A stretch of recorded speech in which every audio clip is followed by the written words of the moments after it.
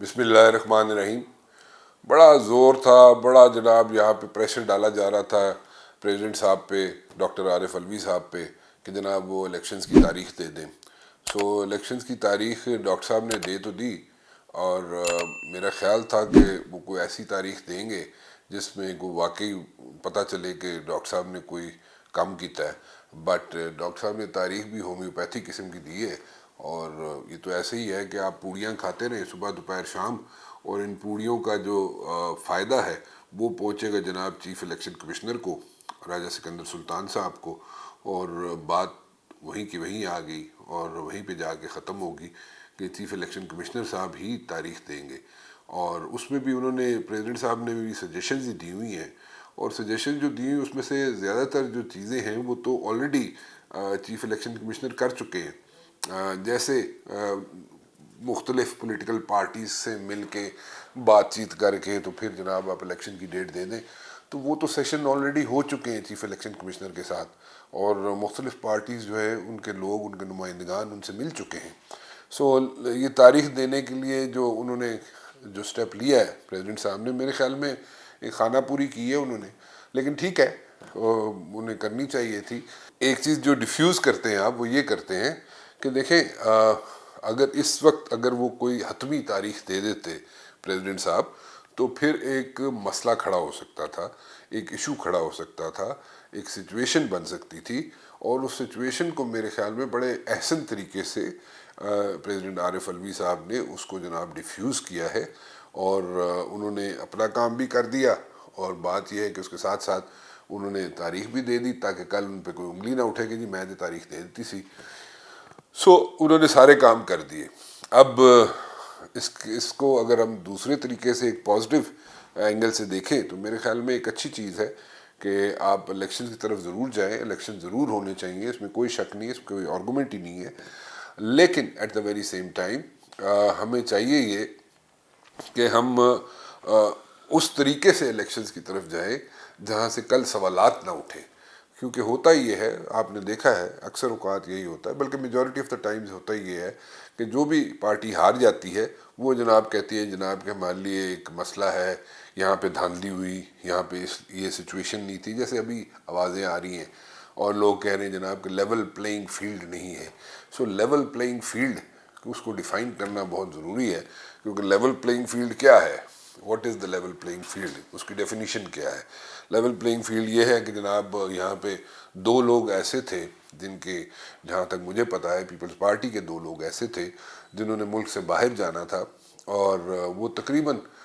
2 گھنٹے تک جناب وہ ایئرپورٹ پہ کھڑے رہے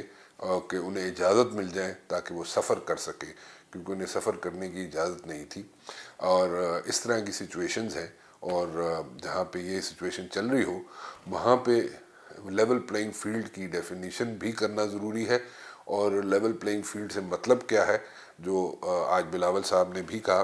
تو ان سے بھی پوچھنا چاہیے کہ لیول پلینگ فیلڈ سے مراد کیا ہے. ایک ہائپ میرے خیال میں وہ چاہ یہ رہے ہیں کہ ایک ہائپ بن رہی ہے، اور جو ویو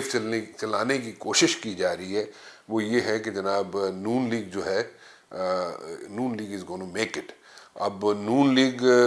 کی ویو چل رہی ہے، چلانے کی کوشش کی جا رہی ہے، یا واقعی نون لیگ کچھ نہ کچھ اپنا رنگ دکھا دے گی الیکشنز میں، وہ بھی دیکھنا باقی ہے. لیکن آپ ساری چیزیں اگر ذہن میں رکھ کے ان کو آگے چلیں تو میرے خیال میں فوکس جو ہے اکانومی پہ کر لیں تو زیادہ بہتر ہے. اور اکانومی پہ اگر ہم فوکس کریں گے تو کئی چیزیں جو ہیں وہ ہماری سارٹ آؤٹ ہو جائیں گی.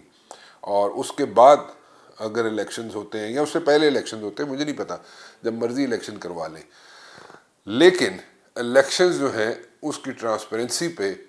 زور دیں. اور خاص طور پہ جو میں ہمیشہ ہمیشہ ذکر کرتا ہوں کہ آپ ان لوگوں سے جو کینڈیڈیٹس آئیں گے، آپ لوگوں سے ووٹیں مانگنے آئیں گے، ان لوگوں سے ضرور پوچھیں کہ جناب آپ کے پاس وے فارورڈ کیا ہے، آپ کے پاس کوئی حل ہے کسی چیز کا. یہ جو کرائسس ہیں، اکنامک کرائسس ہیں، پاکستان جس اکنامک کرائسس سے گزر رہا ہے، ان کو سارٹ آؤٹ کرنے کے لیے آپ کے پاس کوئی سولوشنز ہیں یا نہیں ہیں. اگر نہیں ہیں تو پھر آپ سوچ سمجھ کے ووٹ ڈالیں، جس کو دل کرتا ہے ڈالیں ووٹ، یہ اس پہ کوئی رکاوٹ نہیں ہے، میں کچھ سجیسٹ نہیں کر رہا آپ کو، لیکن آپ کو صرف اویئرنیس دے رہا ہوں کہ آپ ان سے پوچھیں ضرور کہ جناب اگے کی کس طرح لے کے حکومت میں چلو گے۔ یہ نہ ہو کہ آپ جو بھی حکومت آئے اس کے 6-8 مہینے بعد پتہ چلے کہ جناب بیک ٹو اسکوئر ون والی سچویشن پہ مسئلے نہ چل جائیں، کیونکہ وہ چیزیں ہم افورڈ نہیں کر سکتے کہ پھر دوبارہ سے ایک انسرٹینٹی آ جائے الیکشنز کے بعد۔ سو وہ چیزیں ہم افورڈ کر نہیں سکتے اس وقت، کیونکہ آپ ارد گرد دیکھیں، اپنے ملک کے ارد گرد دیکھیں تو سارے ممالک جو ہیں وہ اکنامک گروتھ کو فوکس کر کے بیٹھے ہوئے ہیں کہ اکانومی جو ہے بہتر ہونی چاہیے، اکنامکلی اسٹرانگ ہونا چاہیے، اور سب نے اسی پہ فوکس کیا ہوا ہے، and they are making it, اور وہ اس میں کامیاب بھی ہو رہے ہیں۔ سو آپ نے بھی، ہم نے بھی اس میں کامیاب ہونا ہے، اور کیسے ہونا ہے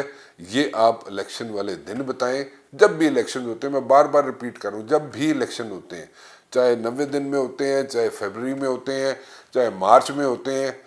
مارچ میرے منہ سے نکل گیا، اب یہ مت سمجھنا کہ مجھے تاریخ پتہ تھی مارچ کی، لیکن اینی ویز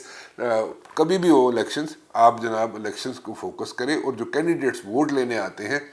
ان کو ضرور آپ ان سے سوال کریں، ان سے ضرور پوچھیں، کیونکہ 13 جماعتیں بیٹھی ہوئی تھی 16 مہینے یہاں پہ حکومت کے اندر، انہوں نے کیا کیا کیا نہیں کیا، اور آپ یہ بھی پوچھیں، آپ پی ٹی آئی والوں سے بھی پوچھیں کہ انہوں نے 4.25 سال جو رہے وہ حکومت کے اندر انہوں نے کیا کیا کیا۔